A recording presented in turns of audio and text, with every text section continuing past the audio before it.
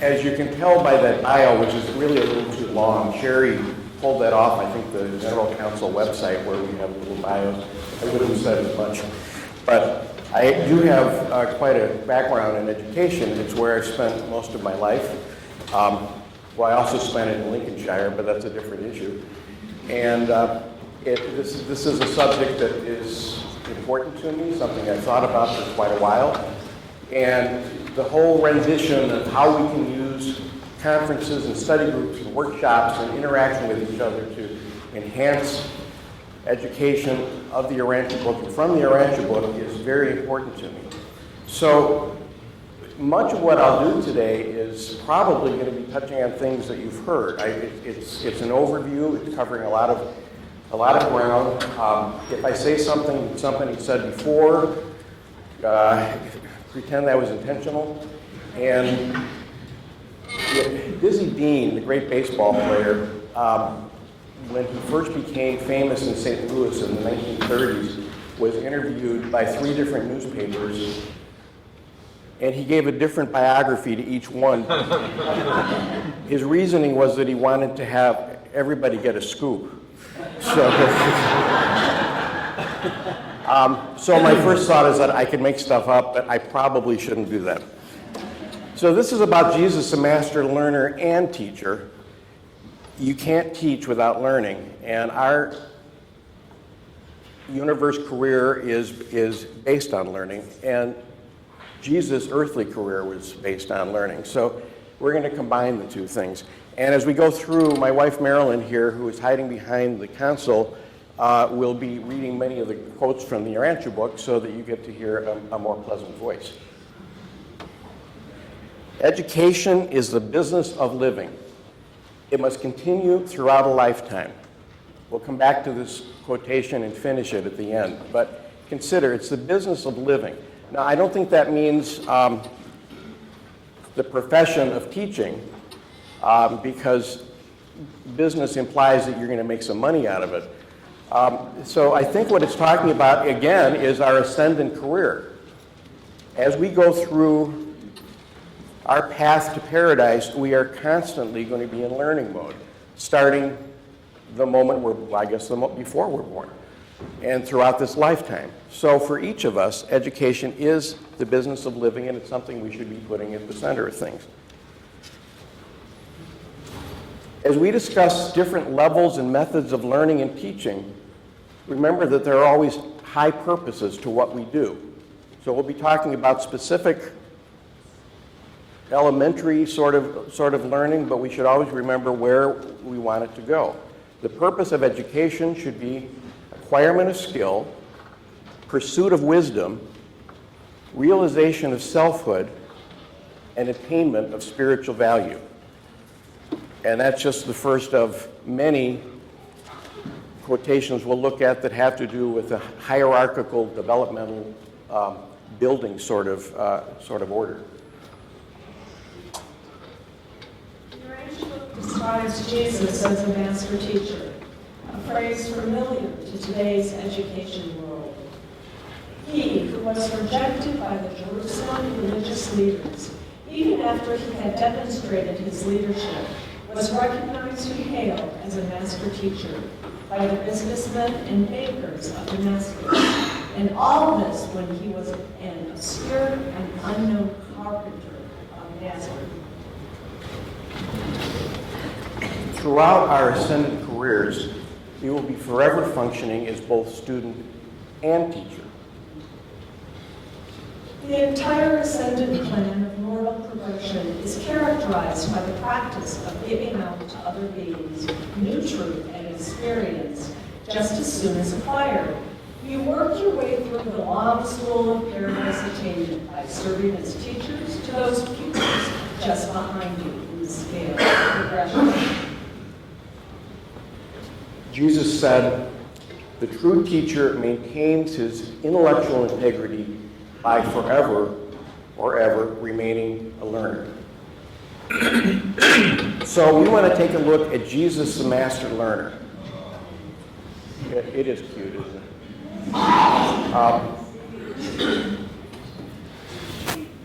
Yeah. God and God to man. Always be mindful of the whole purpose of Michael's bestowal on Urantia. 1, the mastering of the experience of living the full life of a human creature in mortal flesh, the completion of his sovereignty in Nebuchadnezzar. 2, the revelation of the universal Father to the mortal dwellers on the worlds of time and space, and the more effective leading of these same worlds to a better understanding of the universal Father. So take a look at 1 again. In other places in the book, it's very clearly designated the primary objective, the mastering of the experience of living the full life of a human creature in mortal flesh, in order that he can accomplish the completion of his sovereignty in Nebuchadnezzar.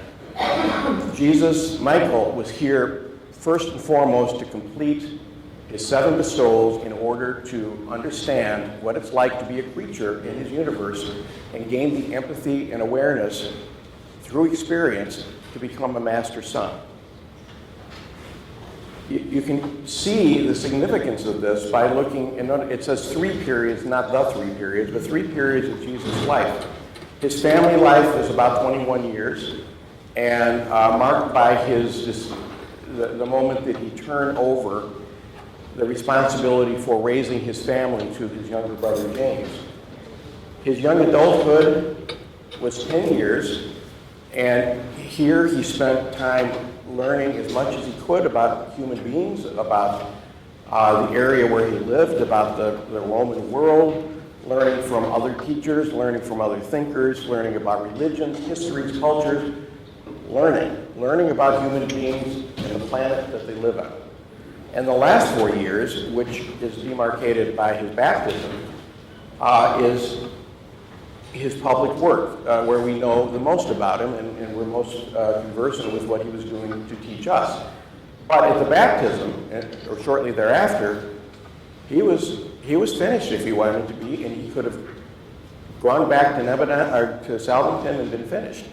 He completed his sovereignty, he completed the task of learning about his creatures. His decision to stay in the last 4 years, which I have to say I have a greater understanding of that decision since I was at the Steward's Workshop the other day, was a bountiful decision for us, but an unnecessary decision for sovereignty.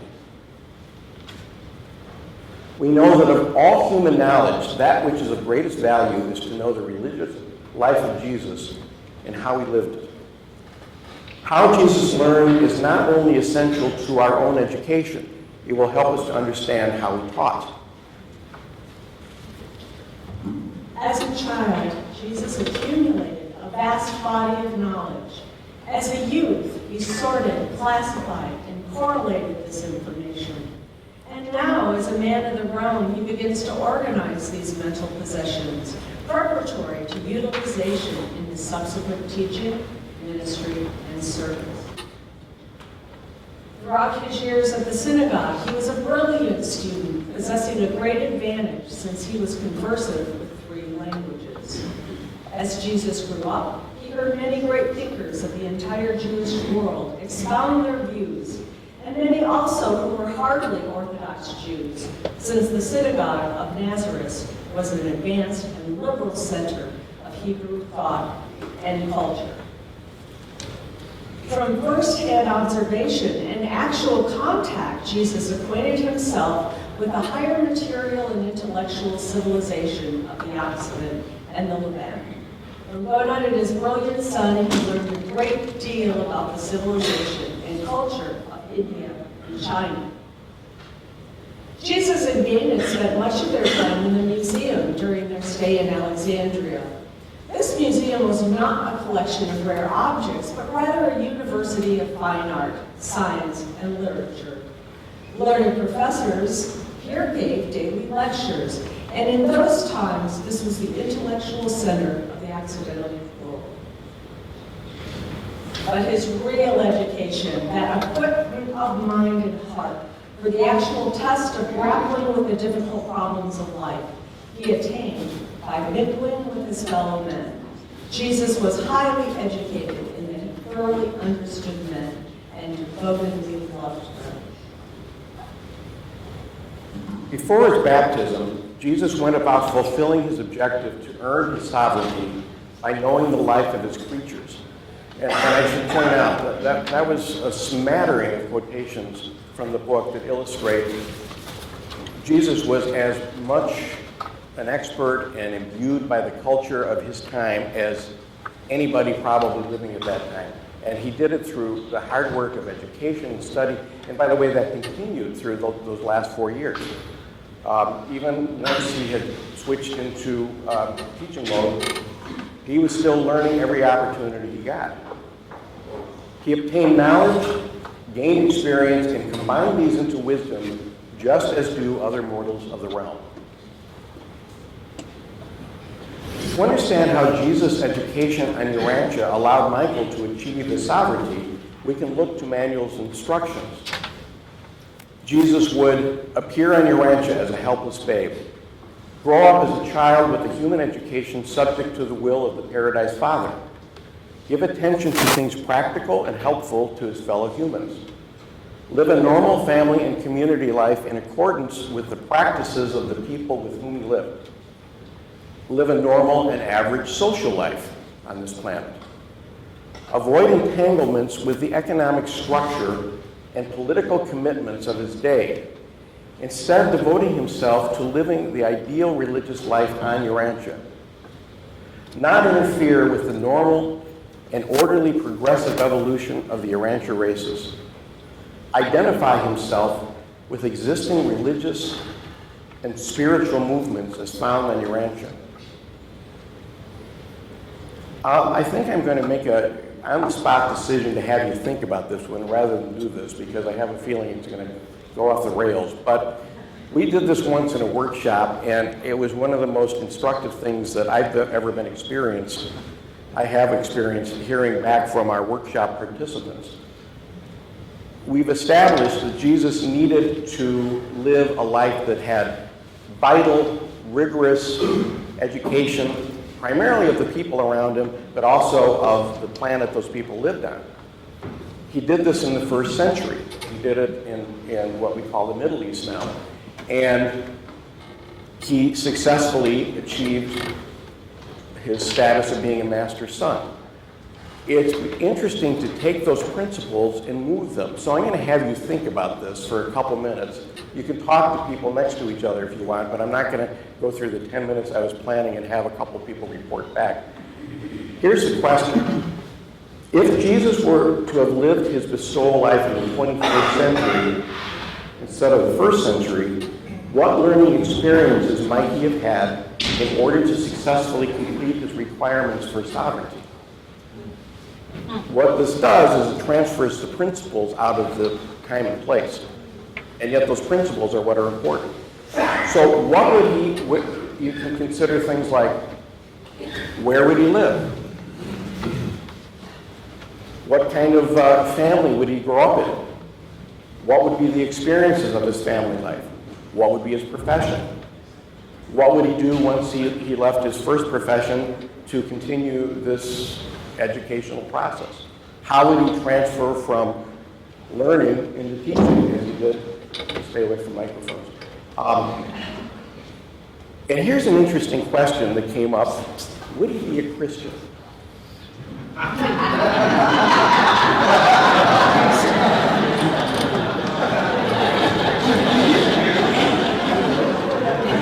Well, you can make him any nationality you want, but would he be a Christian is sort of a fireside question, I think.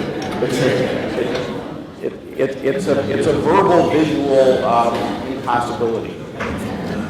All right, so talk to each other for just a couple minutes and just to get these things enlivened in your mind. What would his life be now? Take 3 minutes.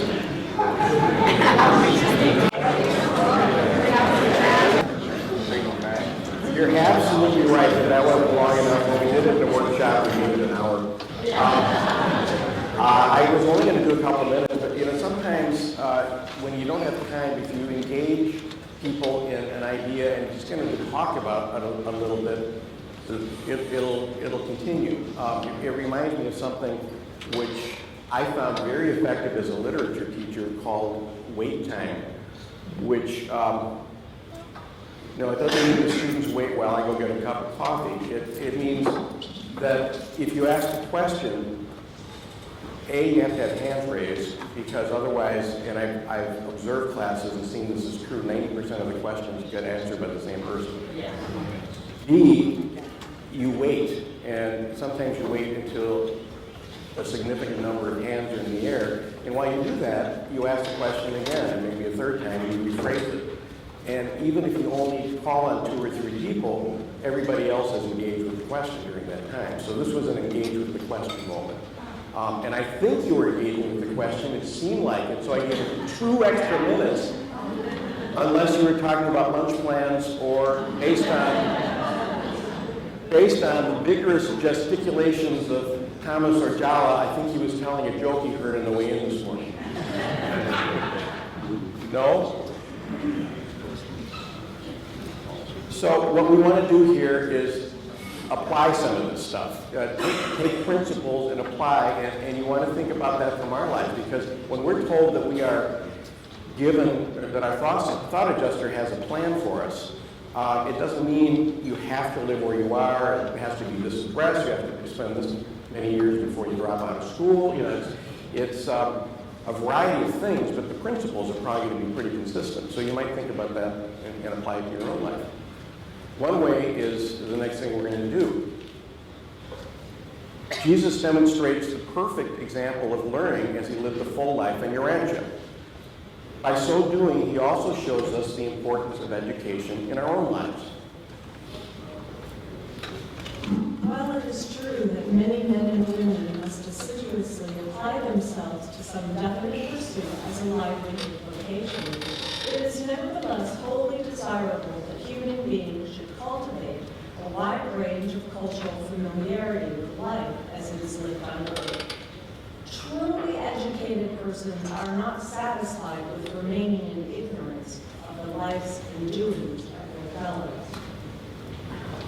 The willingness to appropriate truth from any and all sources is indeed a commendable tendency to appear among religious believers during the first half of the 20th century after Christ. It is the purpose of education to develop and sharpen these innate endowments of the human mind, of civilization to express them, of life experience to realize them, of religion to ennoble them, and of personality to unify them. The teachings of Jesus constituted the first Urantian religion which so fully embraced a harmonious coordination of knowledge, wisdom, faith, truth, and love. So now we're in the second part, which is Jesus, the master teacher. But I hope you can see how we've had. Did I hear somebody say you can't see it? Oh, okay. How his education fed so importantly and directly to his excellence as a master teacher.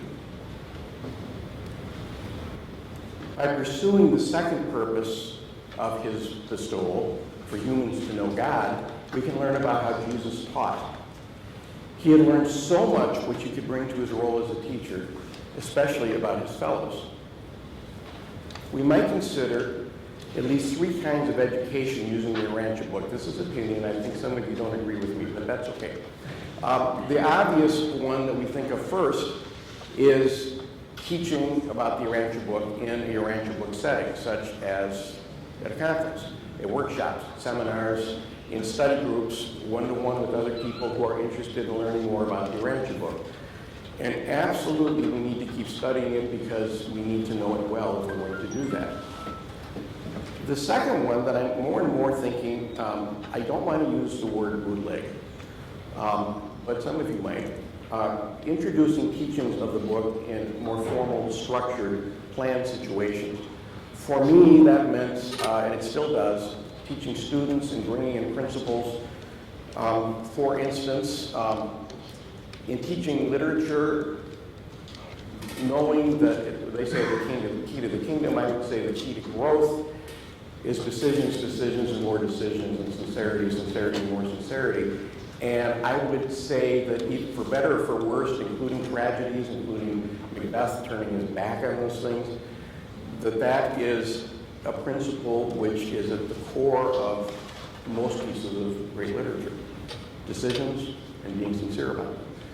So you can reinforce with your students or the people that you come across with. It doesn't have to be in class. It can be in all kinds of professions. It can be all kinds of structured situations you come in contact with. You can use these things. Again, it's really helpful to understand the book well and to keep studying it while you do this.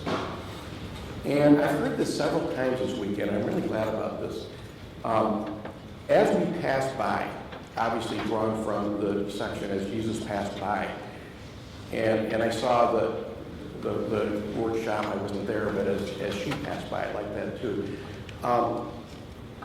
When we were we have planned programs with people preparing either papers or topicals in our society. Ruth Wren, one of the really important people and teachers early in the movement, had a topical one time entitled, "As Jesus Passed By, Pro or Con?" And boy, did she fill the room, because everybody wanted to know what the heck that meant. Interestingly, her great-grandson, Devin Sherwood, is here today. Where's Devin? Is he here today? Well, he was at the conference. Isn't that exciting? Fourth generation, our daughter's fourth generation here too. What she was getting at is that as he passed by, he wasn't haphazard, he wasn't sloppy, he wasn't unprepared. He had taken all the years of his life to learn and learn and learn about people, about culture, and he might have been spontaneous, but he drew upon those lessons that he had learned at those moments. So, yes, he was doing it as he passed by, he did it spontaneously, it was short, it might have not gone into great depth, but it was imbued with truth and everything he learned. We can learn from many techniques of good teaching from Jesus, the master teacher. Here are some principles of how Jesus taught. As we read them, think about how you might apply them. Show interest in each person being taught. The disciples early learned that the Master had a profound respect and sympathetic regard for every human being he met, and they were tremendously impressed by this uniform and unvarying consideration which he so consistently gave to all sorts of men, women, and children. Nothing ever seemed so important to Jesus as the individual human who chanced to be his immediate present. Be positive. In his home and throughout his public teaching career, Jesus invariably employed the positive form of exhortation. Always and everywhere did he say, "You shall do this, you ought to do that." Never did he employ the negative mode of teaching. Establish means to create learning by experience. What you have not been able to get from my teachings in my life, you must now prepare to acquire at the hand of that master of all teachers, actual experience. Use good questioning techniques. Jesus' usual technique of social contact was to draw people out and into talking with him by asking them questions. The interview would usually begin by his asking them questions and end by their asking him questions.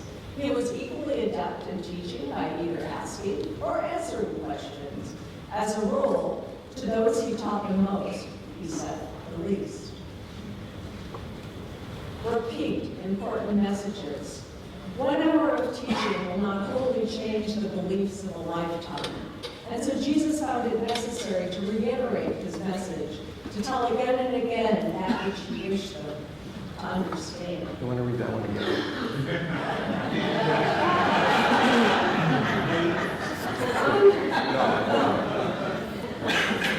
Okay, so give those who are ready the opportunity to teach what they've learned. Peter taught methods of public preaching. Nathaniel instructed them in the art of teaching. Thomas explained how to answer questions, while Matthew directed the organization of their group finances. Other apostles also participated in this training in accordance with their special experience and natural talent. Use existing truths. Usually he so selected the passage that comment was unnecessary. He was skillful, so arranging the order of the reading of the various passages that the one would illuminate the other. Use parables and analogies and other kinds of figurative language. Jesus advised against the use of either fables or allegories in teaching the truths of the gospel. He did recommend the free use of parables, especially nature parables. He emphasized the value of utilizing the analogy existing between the natural and the spiritual worlds as a means of teaching truth. I'd like to interject that this is something that's very important to learn about the construction of the Urantia book. It uses figurative language constantly. It uses metaphors, it uses stories, it uses allegories, it doesn't use allegories, it uses analogies. It uses frameworks of ideas, and I can go on and on and on. There's over 100 different kinds of figurative language, all of which contain the commonality of being comparisons. And for Jesus, these were the ones that worked best. Maybe we don't want to use fables or allegories, but otherwise, use figurative language creatively, and it's a very good way of studying the book to understand how the Urantia book does that. Regularly combine your efforts to teach well with prayer and worshipful meditation. Rodin said, "The greatest of all methods of problem solving I have learned from Jesus. I refer to that which he so consistently practices and which he has so faithfully taught you, the isolation of worshipful meditation." Obviously, there are many other things that are not on that list that I hope you'll be thinking about. I couldn't include everything, and I probably didn't think of everything. I had to include the last one, or Bobby would have hurt me. The prayer part, you know. But I want you to think about what else you've learned during the past few days about how Jesus taught. And I want you to think about how you can apply those principles. We are to meet in small groups of that are pretty spontaneous to kind of pull things together at the end today. And that is a very good exercise to be thinking about. What have you learned and how can you apply it? Oh, and one other thing. A lot of these quotes didn't just spring from our heads or from, a lot of them did by using search, but I would like, if people are interested in this thing, on our website, which is under study on the fellowship website, there are 22 or 21 pages of prime education quotations categorized. And this took a long time for my wonderful committee. And if you want to go there, they're right there. Originally, I think I found 130 pages, and I culled them down to what I thought were really valuable. But one place by category about education. In addition to using Jesus as a model teacher, we can look to educational practices described in other places in the Urantia book, as well as some from secular wisdom. Carl Jung said, "As far as we can discern, the sole purpose of human existence is to kindle a light of meaning in the darkness of mere being." So here's some other principles, which I'll just touch on lightly, but you could spend, and methodology classes do spend quite a bit of time. Know your objective, and if it's in an organized setting, probably not as you pass by, have one, but share it in a formal setting, what you're planning on trying to teach, so your students know what they're aiming for. When studying the book, connect references from throughout the text, cross-reference. Utilize knowledge from appropriate other sources, reference books, Bible if it's relevant, maps, history books. Engage the group in discussion, involve them. Don't force people to talk, but when they are willing to talk, they're going to be much more engaged. Use developmental learning. This is huge. We know that the watchword of the universe is progress. And our goal is to grow. Our goal is to progress. And Marilyn and I discovered that all the work of the developmental psychologists from the 50s and 60s and earlier, you can almost find reflected in the Ranch book. There are probably thousands of little statements, some of the triad, for instance, that are in order of how we move through our growth. So understanding this a little bit, and it's also important when you're teaching to develop, keep this, in fact, it's more important, I think, teach people at the level they're at, develop them to the next stage, and understand that what you're doing is a process, even over time. And integrate. Integrate. I only wanted me to write it 3 times. Another way. Keep on. No, you want the other way. Ah, there we go. Integrate. Oh, now the suspense is gone. Integrate ideas. From the book, there is an artistry in the intelligent assembly and coordination of related data. That's good stuff. And I like this quote. This is from Fahrenheit 451, Ray Bradbury. The magic in what book, see, I paraphrase that and I kind of messed it up. The magic in what books give us is how they stitch the patches of the universe together into one garment for us. I'm giving you Benjamin Bloom, a Harvard psychologist or a professor of psychology, his taxonomy or structure in rungs of higher level critical thinking. This is kind of the first one. There's been many since then, including what is now used in a lot of schools called depth of knowledge. But this is the first one, and it is very helpful to remember that what he's doing is building these. It doesn't help if I point to the screen. He's building from one level to the next. So you have to have knowledge, and then you have to comprehend it. But then we start doing something with it. You apply. That's what I was hoping you would do in your little discussion. We're applying principles from one situation to another, I think. And then you analyze. Actually, I think that should come earlier. Synthesis is the same thing as integration. You bring the different parts of what you're talking about together and you make a larger whole. One of the reasons that I enjoy learning about, but I don't trouble myself over the source material that people have found, like Matthew Block, is that to me that revelation exists in the synthesis. It exists in the integration. And if I'm ever troubled by individual things that are said, the level of that integration is what impresses me as much as anything about that book. The way so many things come together on a level beyond anything that I believe that a human being can do. And evaluation is his highest one. Some people have gone on to metacognition. There's a number of things in the Arantia book that could go even higher, like wisdom. But what we're after is to keep on pushing people to those higher levels. But you do it by building in the lower one, and then you go back and forth a little bit too. You play like a keyboard. Any discussion of how Jesus taught should examine why Jesus taught. And this goes back to the first thing we said. Ultimately, you're reaching for spiritual values. The teachings of Jesus constituted the first Urantia religion which so fully embraced a harmonious coordination of knowledge, wisdom, faith, truth, and love. Always must man's inner spirit depend for its expression and self-realization upon the mechanism and technique of the mind. Man experiences matter in his mind. He experiences spiritual reality in the soul, but becomes conscious of this experience in his mind through the mind media of consciousness.